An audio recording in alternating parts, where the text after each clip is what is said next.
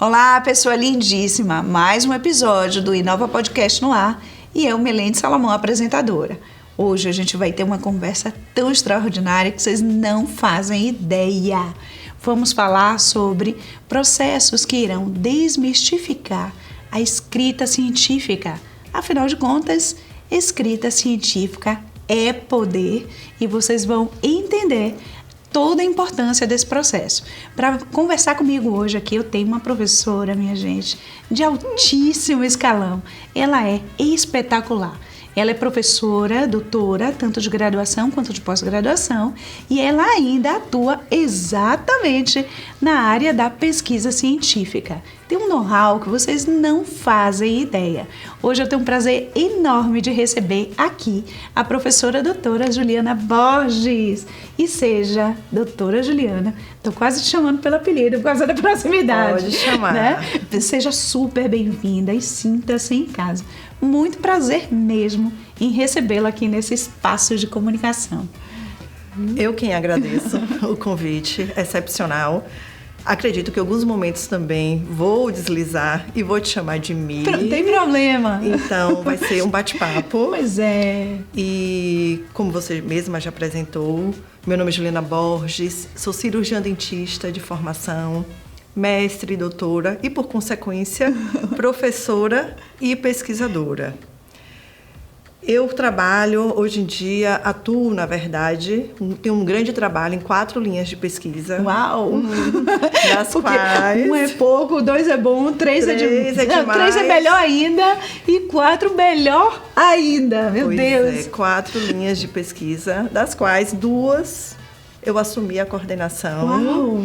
E o que já me rendeu muitos bons frutos de publicações, entre outras coisas, mas nem sempre foi fácil, muito pelo contrário. Eu lembro até hoje o meu mestrado, como foi, e que eu tive inúmeras dificuldades que eu vou trabalhar aqui com vocês hoje.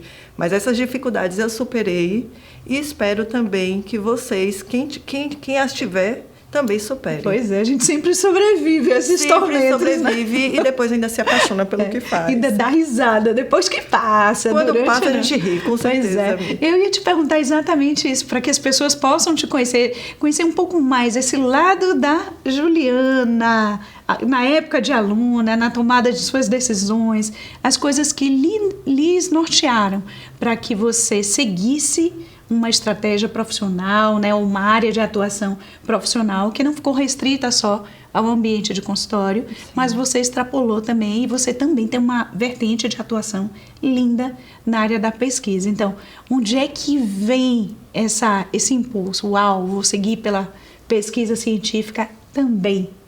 Conta um pouquinho essa história. Então, poderia contar uma linda história que eu sempre tive, esse desejo, esse sonho de ser pesquisadora, mas não. Veio meio que por acaso. Eu já trabalhava há muito tempo no consultório, como eu acredito que 95% dos estudantes, quando saem da odontologia, é o que quer e está tudo certo. Gostei muito, por muito tempo, e ainda continuo nessa área, mas eu sempre preciso de algo a mais. Eu queria garantir, literalmente, um aporte financeiro e se amanhã faltar minhas mãos, por exemplo. O que é que eu posso ter como atividade extra? Pois é. E eu sempre tive, dentro da família, minha mãe seguiu essa área da docência e falava, por que você não faz o mestrado? Você sempre foi estudiosa e eu me joguei. Eu tive sorte. Porque no mestrado eu tive uma grande tutora, que foi a professora Lena. Olha, estudei com ela há 15 anos. Pois é, você bem a conhece. Amo. E daí por diante eu me descobri pesquisadora, professora, ou seja, 2015 para cá, que é minha carreira na docência e na pesquisa. Que legal. E desde então comecei a fazer pesquisa e não paro mais. Não é à toa que eu estou agora com 4 linhas de pesquisa. Pois é. O que traz de dificuldade assim para as pessoas? Onde é que é gerado o bloqueio quando a gente pensa em ciência de fato e escrita científica, né? Porque eu acho que muitas pessoas às vezes, na verdade, quando pegam um artigo, não tem o mesmo prazer para ler um artigo como se pegasse um Instagram e ficasse ali rolando para enxergar alguma coisa, sim, né? Sim, com certeza. Mas onde é que vocês percebem que tem, se é que tem, esse bloqueio em relação a ler sobre ciência? Eu acho que o bloqueio vem de uma cultura histórica. Por quê? A ciência de antigamente era feita para os cientistas. Era feita em bolhas. Que delícia ouvir isso. Então, as comunidades científicas produziam artigos para a sua própria comunidade. Isso eu falo, inclusive, entre outros. Por exemplo, nós somos da área da saúde. Os cientistas físicos, se a gente for ler os artigos de antigamente, a gente nada entende. Isso eu sei porque, como eu atuo na área do laser, eu procurei muito desses artigos, os papas da física, para falar sobre o laser. E muitos eu simplesmente não entendia. Não é simplesmente uma questão de idioma. Não é, porque por ser inglês, russo, não tem nada a ver. É literalmente uma linguagem muito técnica, mas que mudou bastante. Principalmente após a pandemia. Eu atribuo muito a pandemia Covid-19, em que a população, a sociedade em geral, começou a querer respostas imediatas devido ao medo, desespero. Queria. Qual é o tratamento? Tem sequelas? E aí a própria comunidade científica começou a justamente demonstrar: olha o que temos, olha o que estamos produzindo. Conseguimos fazer vacina em tempo recorde? Então a população quis entrar nesse mundo e hoje em dia o acesso, eu acredito que seja muito maior. Facilitou, né? Facilitou. Eu acho que, primeiramente, pelo menos, aquele primeiro impacto em relação a esse tipo de leitura, ele foi atenuado. Foi. Né? Porque eu acho que realmente ainda existe facilitou. O estigma. Ainda existe. Mas eu acho que atenuou. Quer ver uma outra coisa que eu percebo também que atenuou e facilitou o acesso à comunicação científica? É isso que a gente está fazendo aqui. A gente está falando sobre ciência, mas de uma maneira leve, atraente, simples, de fácil entendimento. Exato. Não estamos utilizando aqui termos técnicos o tempo inteiro. Claro que ocasionalmente a gente pode falar de um termo, utilizar um termo técnico ou outro, mas a facilidade de comunicação, ela também foi favorecida com esse incremento e esse crescimento substancial das redes sociais. Então, eu acho que houve uma aproximação também, porque a forma de falar ciência, atualmente, né, sobre essa nova modalidade de se falar, ela simplifica a forma como a gente conversa. Né? Acho que talvez seja bem diferente a forma, e é diferente a forma como a gente dá aula. Às vezes o aluno pensa que a gente está falando em outra língua, né? Exatamente. A gente conversou isso recentemente, né? Os alunos do primeiro e segundo semestre, meu Deus! O que é que estão falando? Não é? Por conta da quantidade que a gente precisa, de fato, ensinar esses termos técnicos, mas existe uma facilitação, ao meu ver, na forma de se obter um conhecimento em que a gente realmente possa confiar. Exatamente. Né? E você tem uma atuação linda também na rede social. Fale sobre isso. Odontopediatra e também estomatologista. Exatamente. Né? E se comunica cientificamente através da rede social, numa linguagem apropriada para a rede social. Fala um pouquinho sobre isso. Foi uma grande dificuldade, enquanto cientista, como eu vou conseguir passar em 1 minuto e meio, ou um carrossel com 20 posts, justamente um entendimento científico, sem que eu perca o rigor da ciência. Perfeito. Mas é o tal do equilíbrio. Mas com o tempo a gente vai permeando por esse mundo e a gente vai justamente, não é simplesmente eu quero que o meu aluno ou que outros profissionais vejam o meu post, eu quero que eles vejam e que eles busquem em outras redes, inclusive a veracidade daquilo que eu estou dizendo. Certeza. Será que aquilo que eu falo, por que não vai buscar outro artigo, outros vídeos, podcasts? Pois é. Não é mesmo? Então existe, hoje em dia a ciência extrapolou os muros da universidade. Graças a Deus. Muito bom isso, e as redes sociais estão aí para isso. E nós, professores, pesquisadores, precisamos também de entender isso e justamente estimular os nossos estudantes, porque hoje em dia a rede social é uma realidade.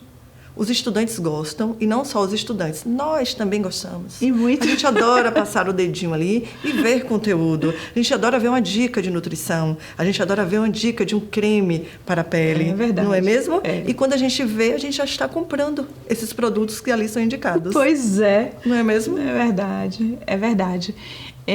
Ju, me conta assim uma coisa. Nessa experiência vasta que você já tem na área da pesquisa de fato, né, científica, Quais são as grandes possibilidades para a gente facilitar o acesso ao aluno a esse tipo de linguagem? Eu falo facilitar, não é nem exatamente a melhor palavra, mas estimular no aluno a percepção dessa importante forma de atuar também profissionalmente, porque a gente não pode, né, simplesmente, o congresso está aqui batendo na porta e você está ali durante sua jornada acadêmica. Você pode, entre ir para o congresso e não ir para um congresso, é melhor que você vá. Sim. Mas se você participar de um congresso ou qualquer outro evento científico, podendo levar o seu trabalho, isso é melhor ainda. Eu sou uma super entusiasta, você vê, né? Eu Sempre. Posso orientar meus alunos em relação a confeccionar trabalhos. Eu estou ali super atuante, adoro fazer isso e pego um público bem novinho. Eu pego, né, alunos de primeiro e segundo semestre e posteriormente alguns continuam comigo a longo prazo, digamos assim, mas inicialmente eu pego muitos alunos de primeiro e segundo semestre e eu preciso ensiná-los, né, a desenvolver mesmo. Uau, isso aqui é legal e eu posso contribuir para a minha formação profissional experimentando a escrita científica.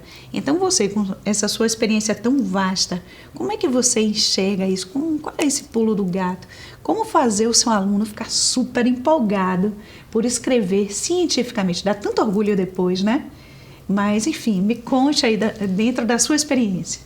A sua pergunta já foi um pouco respondida por você. Uai, meu Deus, foi mal. Porque... Não, jamais. Muito pelo contrário, eu vou pegar esse gancho. Ótimo. Não é assim que a rede social fala? Um gancho. Pronto.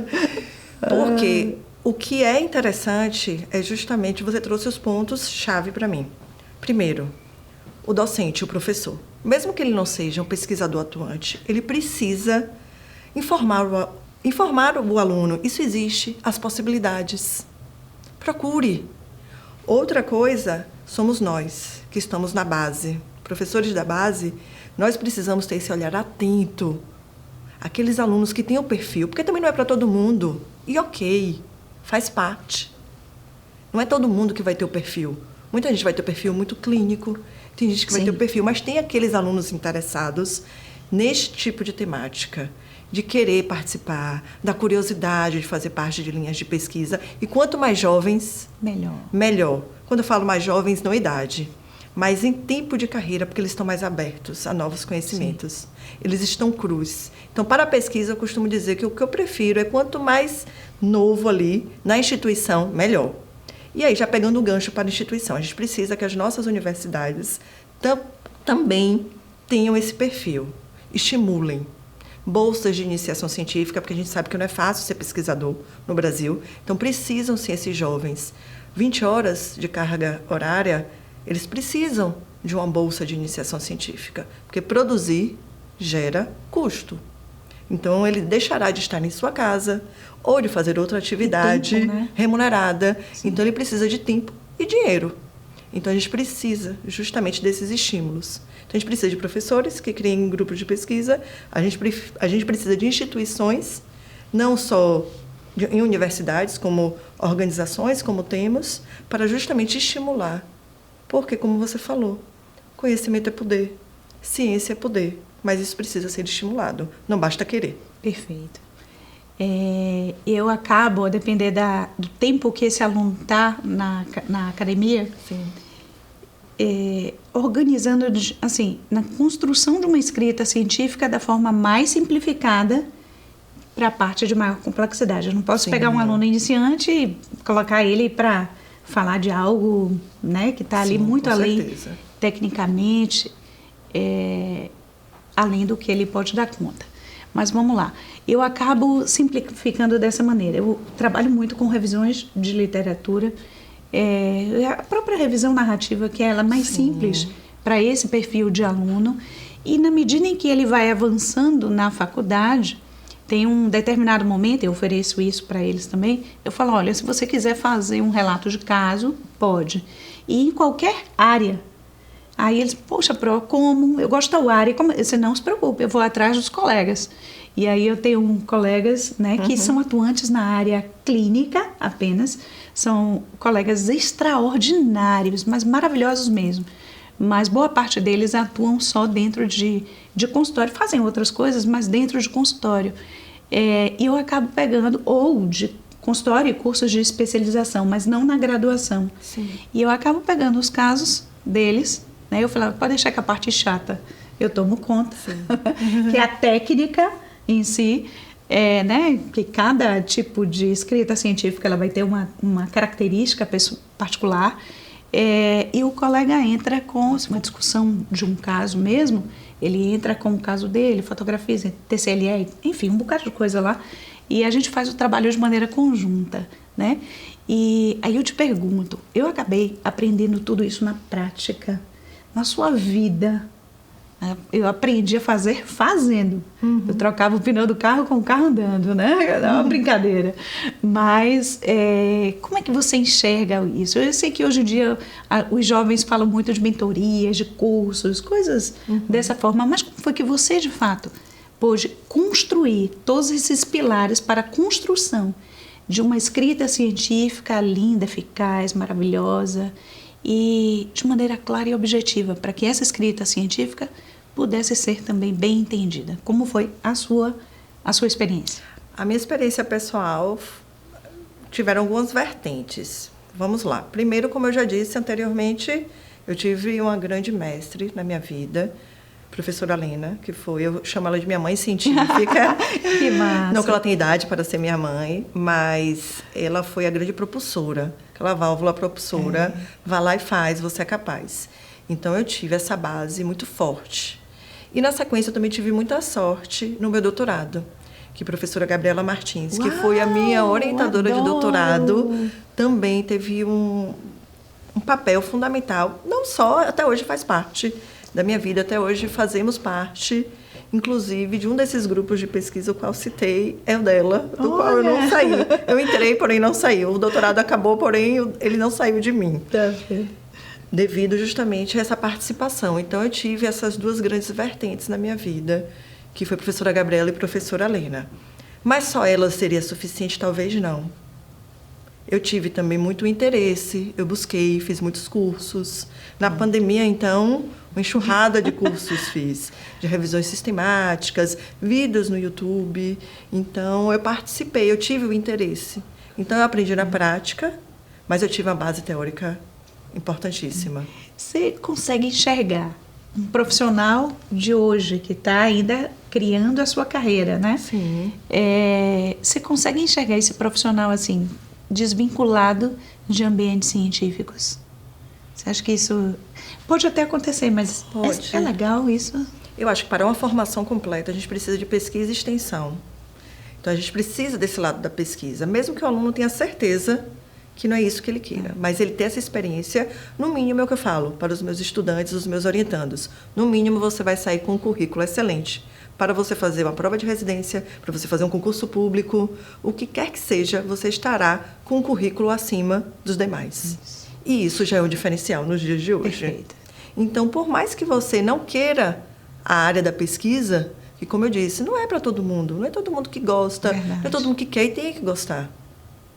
Mas isso você já será um profissional diferenciado. E você passará por uma experiência que é a pesquisa. Tudo que a gente faz nos dias de hoje é baseado em pesquisas. Se você faz uso da penicilina, pesquisa. Tudo hoje em dia é baseado em pesquisa. Até a comida que você come, muitas vezes, a roupa que veste é pesquisa. Então, a gente precisa ter esse olhar diferenciado, cuidadoso para a pesquisa científica. Porque, através dela, a gente alcança aí lindíssimos voos. E, para quem gosta, então, tem todo o meu apoio, com certeza, com certeza.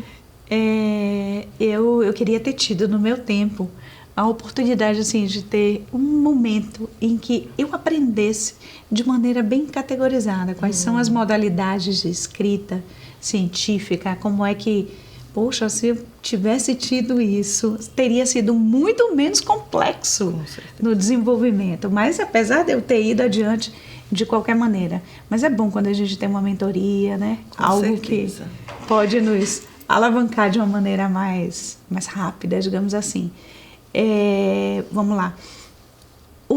A gente trabalha em uma instituição de maneira conjunta em que ela já proporciona muitos momentos para que a gente tenha uma boa construção curricular, né, que extrapola o que é básico, mas a instituição onde a gente ensina, ela tem um olhar fenomenal para tudo isso. É repetitivo até falar, mas para ensino, pesquisa, extensão. Então, tem trabalho em todos esses pilares importantes. Mas, como é que se diz? E oferece oportunidades dos alunos também incrementarem o seu currículo, porque tem muitos momentos maravilhosos para a construção de trabalhos. Sou fominha de orientação de aluno. Já percebi. Agora, eu falo assim, ó, só vou orientar 5. Aí chega, pró, não sei o quê, não sei o quê. Eu disse, tá, só o seu. Aí daqui a pouco vem outro. Pró, só o seu, só o seu. Lá, quando eu vejo, eu disse, Jesus, o que é isso? Mas eu também sei pedir ajuda, viu? Eu disse, chega aqui comigo que eu não consigo dar conta sozinha e tal, pela quantidade de alunos. Como é que a gente consegue implantar mesmo essa ideia, esse nível de importância, impregnar o aluno com essa vontade de fazer acontecer que nós, professores, sentimos? Porque, para mim, é inconcebível um aluno passar em branco na faculdade fazendo só o básico. Costumo brincar que 20 certificados, ou 10 certificados é muito pouco para ele passar a vida a cada 5 anos, em média, né? Isso. E sair só com 10 certificações, né, de apresentação em trabalhos em congresso. Para mim é muito pouco. Por semestre. Pois é. Eu acho, assim, o ideal 20, na minha concepção de hoje. Isso, inclusive, é algo que eu externalizo para a turma no início. Eu falo, olha, eu não vou ficar atrás de ninguém. Eu posso dar ideias se vocês também trouxerem ideias para a gente pensar junto na elaboração de um trabalho. Mas você falou uma coisa sensacional, realmente é perfil, mas eu gosto de dar esse impulso inicial. Mas, além do que eu faço, eu não sei que tipos de estratégias você utiliza também, porque você é super ativa, obviamente, na área, para impulsionar, para estimular esse aluno a participar de eventos científicos como autor ou coautor de trabalhos. Às vezes ele não está na coragem ainda de falar, mas ele pode participar da construção daquele resumo, né? Sim, sim. Enfim, não ser o apresentador de fato no dia do evento. Mas como é que você estimula, assim? Uma ferramenta que facilita o estímulo é justamente as iniciações científicas. Ótimo. Então, sempre quando tem os editais, eu me inscrevo porque, como eu coordeno linha de pesquisa, é meio que obrigatório essa inscrição. E sempre muitos alunos procuram, querendo. Não sei qual é o estímulo, se é uma bolsa, o valor financeiro. Eu acredito que não. Pode ser, né? Para alguns, talvez. Para alguns, mas eu acredito que se tem uma coisa que o estudante sabe, é que participar de uma linha de pesquisa é um trabalho árduo. Então, eu acredito que o retorno financeiro não seja suficiente para o trabalho se você não gosta daquilo que você faz. Verdade. Então, isso é um grande estímulo. Quando os editais, inclusive, geralmente, mais alunos me procuram do que eu sou capaz de suprir. Dá conta, né? De suprir. E muitos eu estimulo. Quer ser voluntário? E muitos acreditam que sim. Eu tenho observado um crescente movimento de estudantes procurando mais por pesquisa. Talvez seja um diferencial. Talvez o mercado de trabalho. Não sei. Eu não sei te responder. Se eu te respondesse aqui, seria uma resposta empírica, vozes da minha cabeça. Mas eu acredito que existe hoje em dia esse interesse. Talvez pelo acesso à sociedade, mais a pesquisas, a sociedade se interessa mais, estudos mostram, estudos apontam. Estudos apontam o quê? Então, os alunos, quando conseguem observar que dentro da universidade existe essa possibilidade, eles querem que seja lá para olhar no microscópio, nem que seja por curiosidade, para ver uma bactéria. Enfim, eles gostam. E eles gostam também justamente das pesquisas básicas. Isso. Eles gostam quando a gente convida, porque geralmente quando eles querem participar, eu digo logo, minha pesquisa, grande parte, é pesquisa básica, em matéria básica. E aí, vai querer? E muitos querem. E muitos não saem Mesmo depois que se relacionam, têm uma intimidade com a clínica. Continuam, eles querem fazer muito, seguir a área da clínica, mas eles continuam muitas vezes. Não sei se pela orientação ou se justamente pelo desejo. Estimulou, né? Estimula. É uma exato. mágica quando a gente consegue isso, né? Eles começam a ver que o currículo está diferente. Sim. Que o currículo está crescendo. Estimula. É network também. Verdade. Então, eles vão para esses eventos, apresentam, começam a ser elogiados. Né? E isso, eles ficam nos olhos de muitos. E eu sempre falo isso para os estudantes. Colhem nos seus professores que vocês querem ser parecido, ou a área. Quem é visto é lembrado. Verdade. E a forma da gente saber, em um mundo, um contingente de 60 em uma turma, por exemplo, são aqueles alunos que se destacam. Sim. E qual é a forma que você se destaca? Ou com notas boas, mas nem sempre. É só sobre nota. Aqueles alunos interessados. E os que participam de pesquisa e extensão. Nesse desenvolvimento árduo, mas extremamente prazeroso para um professor de alma, sim, que é o desenvolvimento de habilidades e competências que extrapolam o currículo básico. Por isso que a gente precisa ver justamente outras competências, não somente o aluno que é bom, que tira nota boa. Não necessariamente é esse que eu quero na minha linha de pesquisa. Aquele que é interessado, que pergunta, que chega ao final da aula, professora, não necessariamente precisa lhe expor, porque eu sei que muitos são tímidos, mas, professora, tive umas dúvidas, posso aqui tirar? Assistir sua videoaula. A curiosidade, exatamente, a curiosidade. Isso. É o ponto de partida. Em programas anteriores, eu tive a oportunidade de conversar com 2 professores também, professores de alma. Quando eu chamo professores de alma, são aqueles que estão de corpo e alma no desenvolvimento de seu ofício. É muito lindo ouvi-los falar sobre as respectivas profissões escolhidas. E, por coincidência, ambos, um é da biomedicina e o outro é da biologia. Eles tinham essa curiosidade, esse movimento científico. Eles queriam ser cientistas, de fato. E é contagiante escutá-los falar sobre isso. Eu lembro das histórias como se fosse hoje, porque eu começo sempre perguntando um pouquinho sobre a particularidade de cada um na sua escolha profissional, né?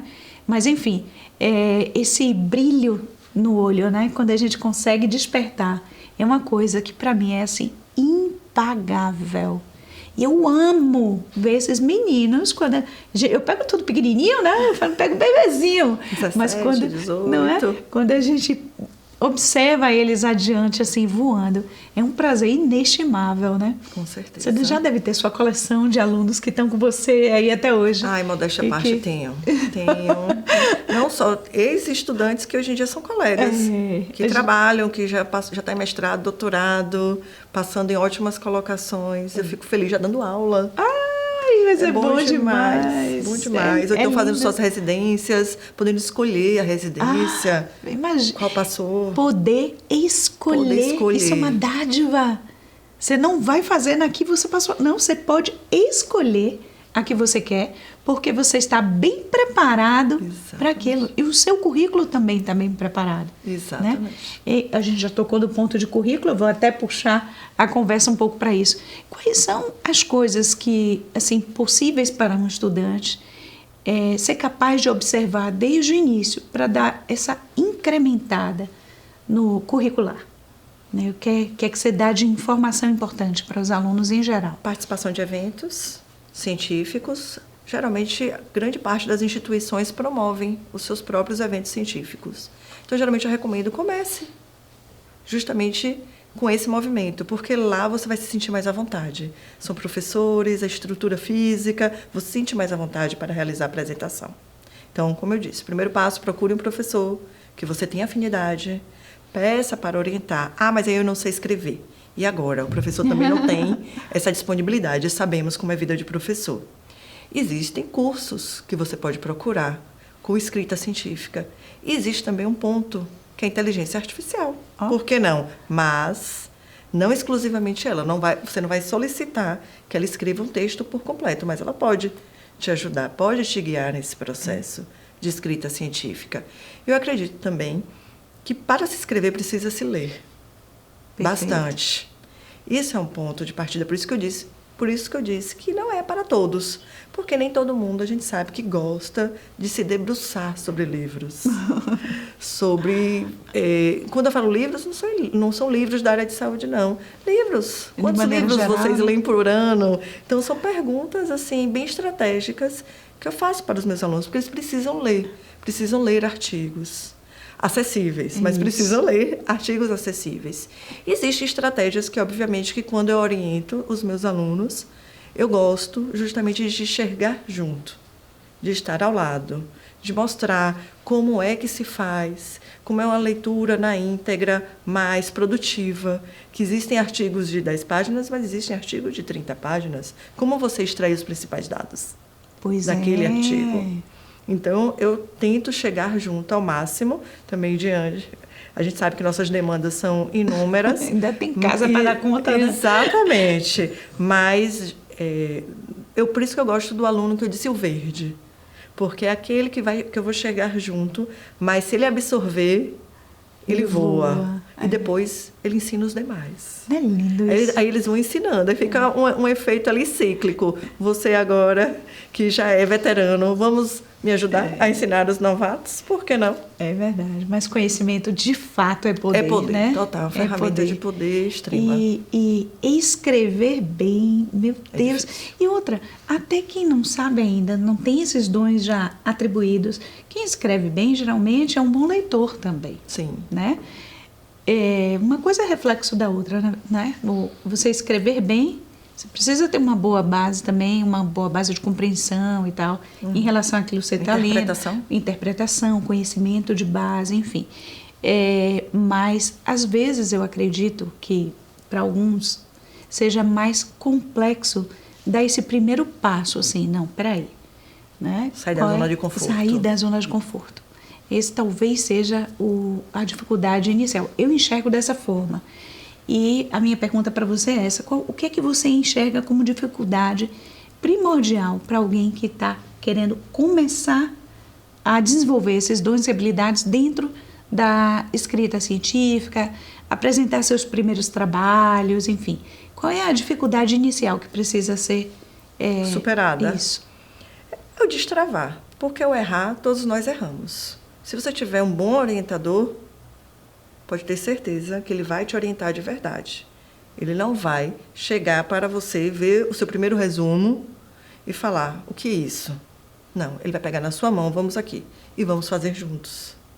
Então, eu acho que, na verdade, sair da zona de conforto é o destravar inicial.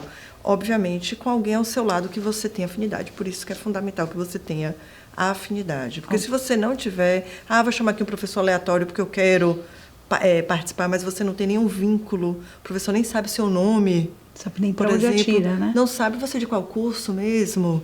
Enfim, então, para quebrar o gelo, tem que ter essa aproximação. E, literalmente, cara de pau. Tem que arriscar. Chega na porta. Bateu. Eu fiz isso assim inúmeras vezes, viu? No nosso tempo a gente mandava e-mail. Professor, gostaria de orientação. Nos dias de hoje eles têm mais acesso. Tem o WhatsApp da gente. Tem o nosso número, né? Só não precisa mandar mensagem de madrugada, em horários impróprios. Se der um insight, não precisa mandar meia-noite, hora da manhã. Larga lá e não envia, escreve, mas não envia, né? Mas eu posso dizer que 95% dos alunos que comigo estão foram justamente com esse perfil. Na cara e na coragem. Da sua vivência, assim, desse tempo que você já está atuante plenamente na área de pesquisa, qual o fato mais legal, assim, que você, poxa, aqui... esse evento, esse fato, essa pesquisa, ou essa pessoa, ou essa experiência vivida foi sensacional, foi inesquecível na sua vida como professora orientadora? Eu tive 2 grandes experiências. Uma, na verdade, foi quando eu ainda já era professora, mas eu na categoria de pesquisadora, que foi a pesquisa do meu doutorado, que o meu doutorado foi um turbilhão de emoções, em que eu fiz uma pesquisa junto com uma grande amiga. Nós dividimos, era um projeto guarda-chuva, então foi bem exaustivo, porque a gente tinha que estar sábado, domingo e feriado. literalmente fazendo pesquisa. E é o que eu falo para os meus alunos. Pesquisa não tem dia, nem hora da semana. Então, foi bem... E em meio a isso veio a pandemia, ela engravidou primeiro, depois eu engravidei na sequência... Mas o que eu tiro foi que uma segurou... rolando lá, né? Que uma segurou a mão da outra. Que bom. E é o que eu tiro. Se você quer ir rápido, vá sozinho. Se você quer ter sucesso, vai acompanhado. E eu só consegui concluir o meu doutorado por conta dessa grande parceria. Uma mão lavando a outra, né? Exatamente. Aí eu falo isso para os meus alunos, para os meus grupos. Aqui não é um ambiente insalubre. Aqui não é um ambiente que eu quero que tenha desavenças. Muito pelo contrário. Eu quero que um segure na mão do outro. Então, é um momento que também você trabalha as relações interpessoais, que às vezes, nos dias de hoje, elas são um pouco tem que ter mais cuidado, escassas. Às vezes, a gente tem que ter mais cuidado com a abordagem e entre eles também. Então, a gente precisa ter o olhar de empatia, humanizado, mas saber que existe um bem maior, que é a pesquisa. Então, a responsabilidade ali também está. Então, eu sou rigorosa, mas eu também sou mãezona. Eu tento ser a mãezona que já foram para mim. Que bom, devolveu o que você recebeu, Devolveu o que eu recebi, exatamente. Você teve 2 grandes mães. O universo a gente tem que retribuir. É verdade. Para dar mais ainda. Para dar mais ainda, porque eu sei que muitas pessoas não têm uma experiência tão positiva durante esse percurso. Eu lembro nas minhas experiências de bancada, conversei isso com algumas pessoas também que eu já tive a oportunidade de entrevistar aqui. Se eu não tivesse tido o apoio que eu recebi, eu acho que eu tinha desistido no início, porque é muito complexo. Principalmente o tipo de metodologia, o tipo de técnica que eu estava utilizando no meu. Você ficou impressionada aquela vez. Você me lembra, você botou o aparelho em rato. Eu disse, eu tive essa audácia. Também já trabalhei com ratos. Meus ratos também foram isso. Eu vou te dizer, foi muito traumático. Teve momentos assim, eu juro por Deus, eu chorava. Eu passei o Natal dentro do laboratório, eu quase virei ano dentro do laboratório. Depois que está tudo lindo e perfeito, e saem as publicações e tudo mais, você fica feliz, alegre, tudo valeu a pena. Mas durante o sofrimento é danado. E eu vou te dizer, é árduo. E se eu não tivesse tido ajuda, eu dificilmente teria tido o êxito que eu tive no final. Isso que você fala é extremamente importante, porque, mais uma vez, vou repetir a mesma frase que eu utilizei anteriormente. Eu tive que aprender a trocar realmente o pneu do carro com o carro andando, porque existia um prazo, o projeto estava financiado, eu tinha que testar inicialmente P53, BCL2, enfim, várias coisas lá, e no final das contas esse projeto não deu certo, o que a gente imaginou que fosse acontecer, enfim... e apesar de eu achar que o não resultado também é um resultado. Resultados são resultados, mesmo que positivos ou negativos. Negativos, mas hoje em dia eu acho que é mais fácil aceitar isso. Sim. Na época que eu fiz, tem bastante tempo. Era mais difícil alguém querer defender a falta de resultado, né?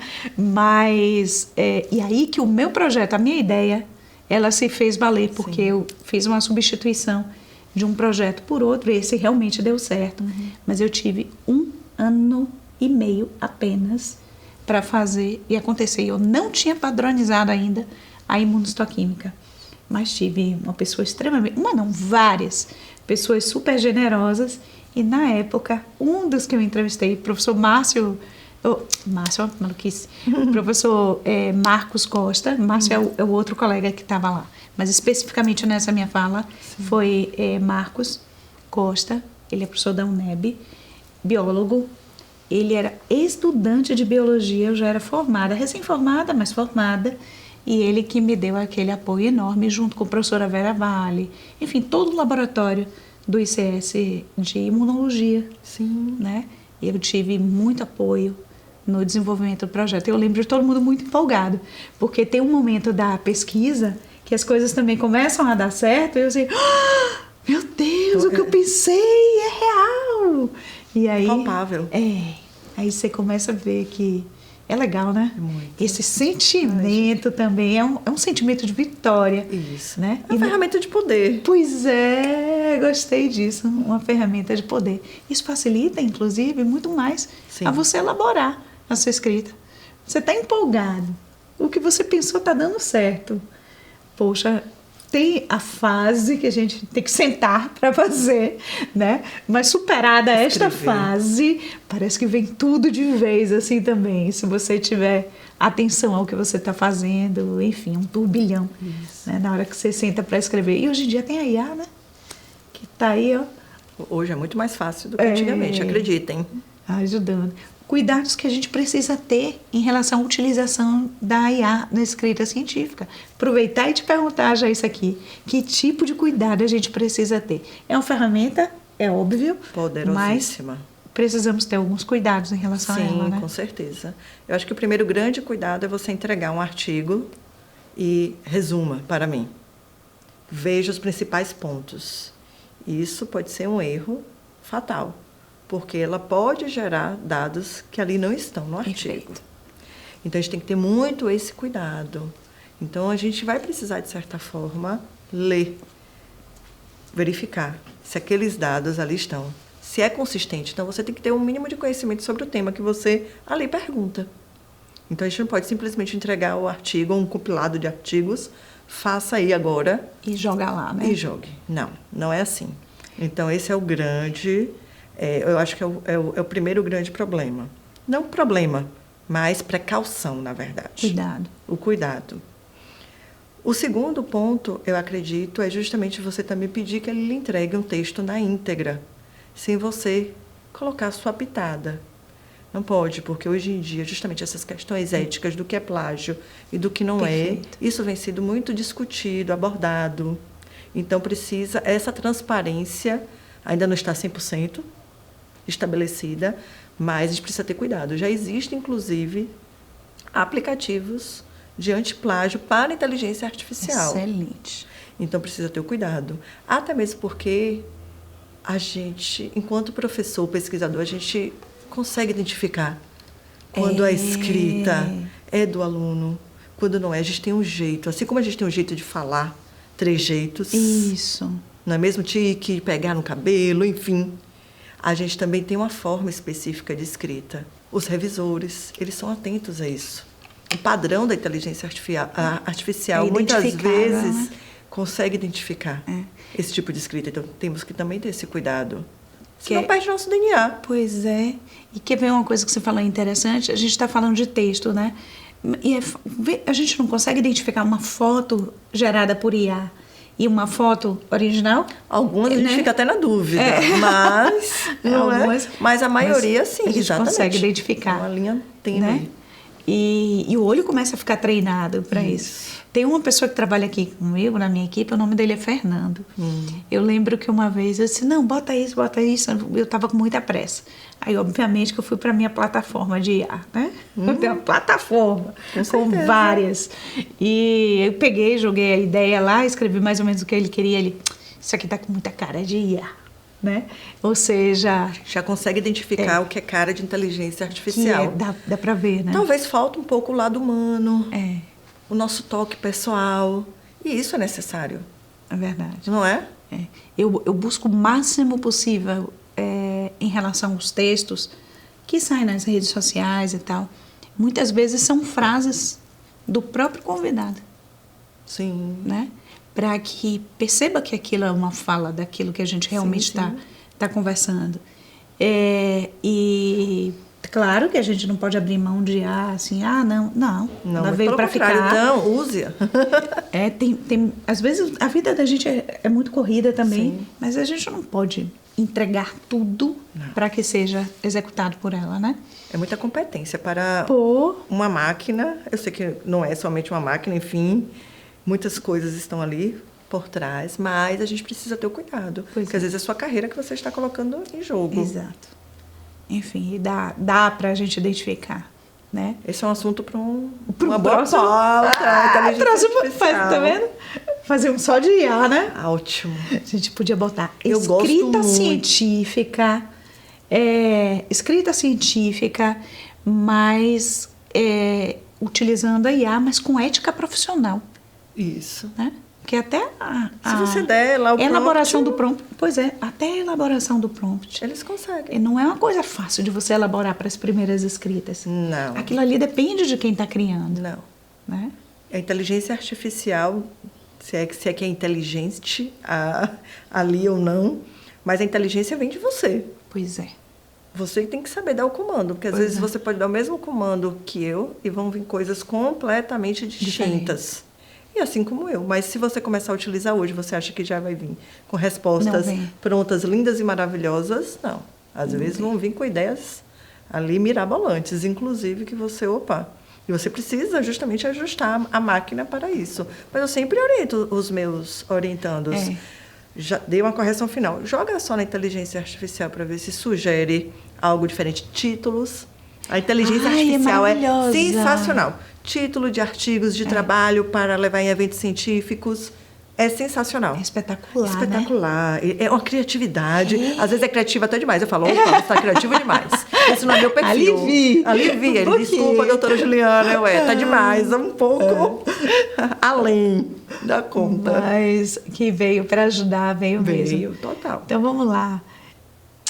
Mecanismos, ferramentas. A gente já compreendeu a forma de estimular. Sim. Já conversamos aqui um pouco sobre os caminhos que eles devem buscar. Você falou muito bem, procure seus professores e tal.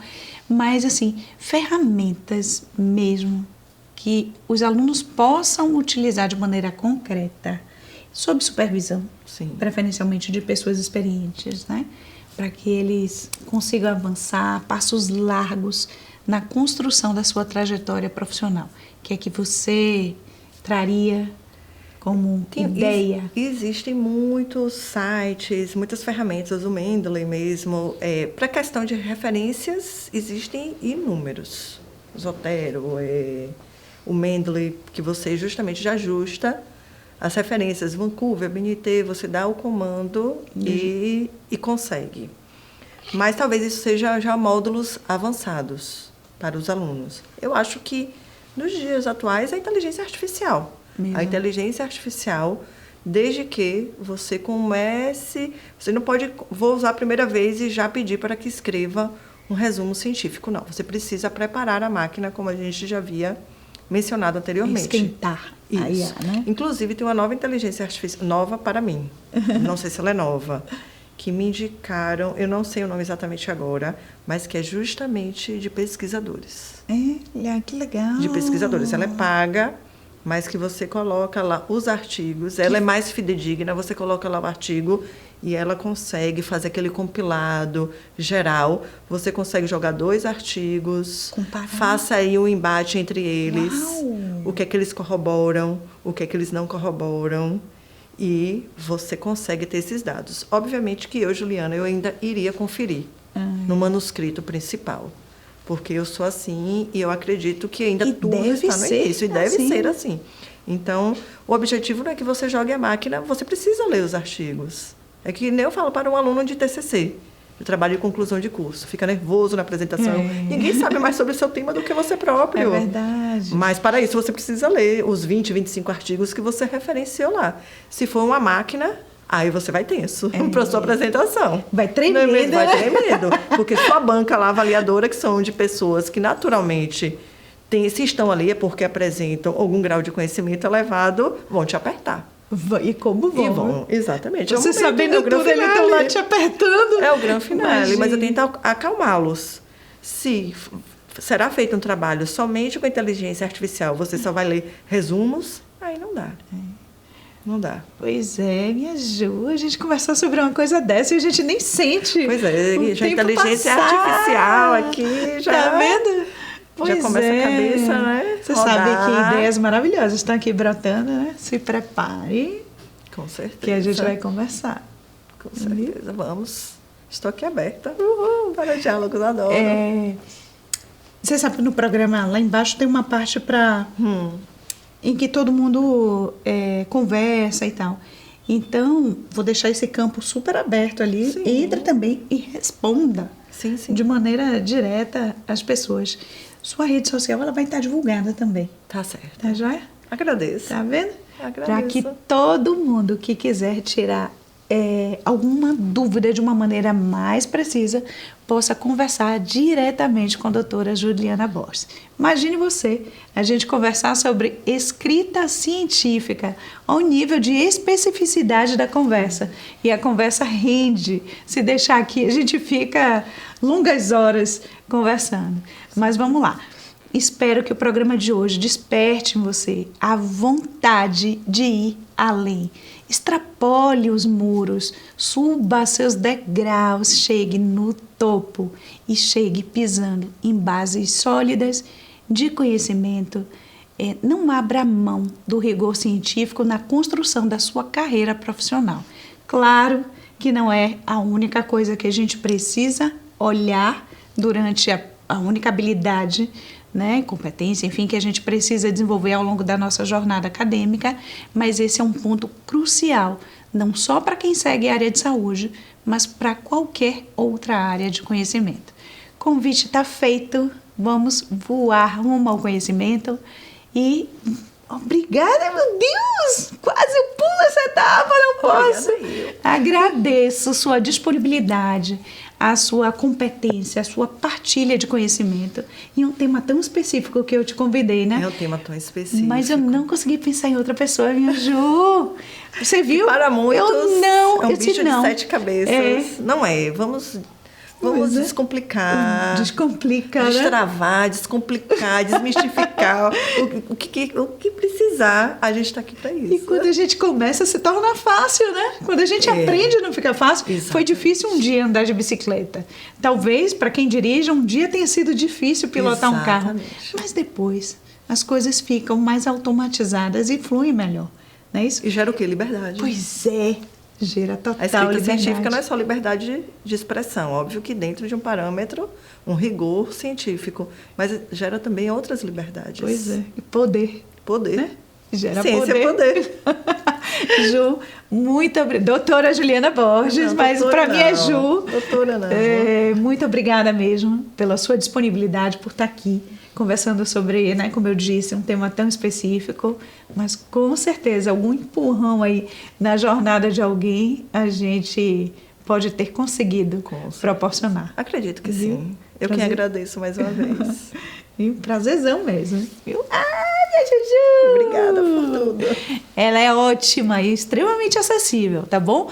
As redes sociais vão estar disponibilizadas ao longo de todo o programa e vem sempre com a gente nessa jornada deliciosa de desenvolver ciência através de uma conversa leve, descontraída, na qual a gente consegue estabelecer, sim, uma fácil comunicação, mesmo que em temas tão específicos. Abraço grande, até o próximo episódio e vem sempre com a gente.